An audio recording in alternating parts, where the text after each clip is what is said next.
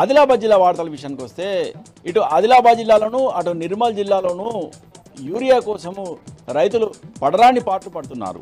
రోజుకో చోట ఎక్కడొక చోట క్యూ లైన్లలో రైతులు ఎరువుల కోసము నిలబడాల్సిన దుస్థితి జిల్లాలో ఏర్పడింది.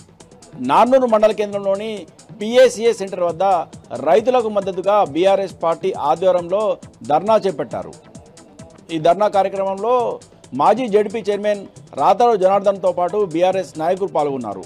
ఈ సందర్భంగా మాజీ జడ్పీ చైర్మన్ రాతరు జనార్దన్ మాట్లాడుతూ గత 10 ఏళ్ల కాలంలో తెలంగాణ రాష్ట్ర వ్యాప్తంగా కూడా బీఆర్ఎస్ ప్రభుత్వ హయాంలో ప్రతి ఒక్క రైతుకు అందుబాటులో విత్తనాలను యూరియాను గత ప్రభుత్వం అందజేసిందని, ప్రస్తుత కాంగ్రెస్ ప్రభుత్వం మాత్రము రైతులకు సరిపడా యూరియాను అందించకపోవడం సిగ్గుచేటని పేర్కొన్నారు. ఇప్పటికైనా ప్రభుత్వం వెంటనే స్పందించి రైతులకు అవసరమైన యూరియాను సరఫరా చేయాలని, లేని పక్షంలో జిల్లా కలెక్టర్ కార్యాలయాన్ని ముట్టడిస్తామని మాజీ జడ్పీ చైర్మన్ రాథోడ్ జనార్దన్ హెచ్చరించారు. ఇక మరో వార్తా విషయానికి వస్తే ఇటీవల జిల్లా వ్యాప్తంగా కురిసిన భారీ వర్షాల కారణంగా గ్రామీణ రోడ్లు మరింత అధ్వానంగా తయారయ్యాయి. గ్రామీణ ప్రాంతాలలోని రోడ్లు మరింత అధ్వానంగా తయారయ్యాయి. ఏజెన్సీ ప్రాంతంలో రోడ్లు పూర్తిగా అస్తవ్యస్తంగా మారాయి. భీంపూర్ మండలం కరంజీ వైపు వెళ్లే భీంపూర్ మండలంలో రోడ్లు పూర్తిగా అధ్వాన స్థితికి చేరుకున్నాయి. కరంజీ వెళ్లే ఆర్టీసీ పల్లె వెలుగు బస్సు బురదలో కూరుకుపోగా డ్రైవర్ అప్రమత్తంగా ఉండి ఆ బస్సు బోల్తా పడకుండా జాగ్రత్త పడ్డారు.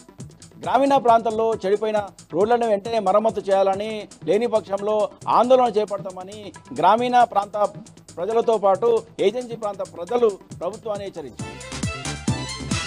ఇక మరో వార్తా విషయానికి వస్తే రేపు వినాయక చవితి పండగ నేపథ్యంలో జిల్లా వ్యాప్తంగా పలు స్వచ్ఛంద సంస్థలు, హిందూ సంఘాలు, పర్యావరణ హితం కోరే సంఘాల ఆధ్వర్యంలో పెద్ద ఎత్తున మట్టి వినాయకులను పంపిణీ చేశారు. జిల్లా కేంద్రంలోని అంబేద్కర్ చౌక్లో సనాతన హిందూ ఉత్సవ కమిటీ అలాగే స్వచ్ఛంద సంస్థ ఆధ్వర్యంలో 500 మట్టి గణపతులను ప్రజలకు పంపిణీ చేశారు. అలాగే తిరుమల ఫిల్లింగ్ స్టేషన్ సమీపంలో మరో 500 మట్టి విగ్రహాలను ప్రజలకు పంపిణీ చేశారు.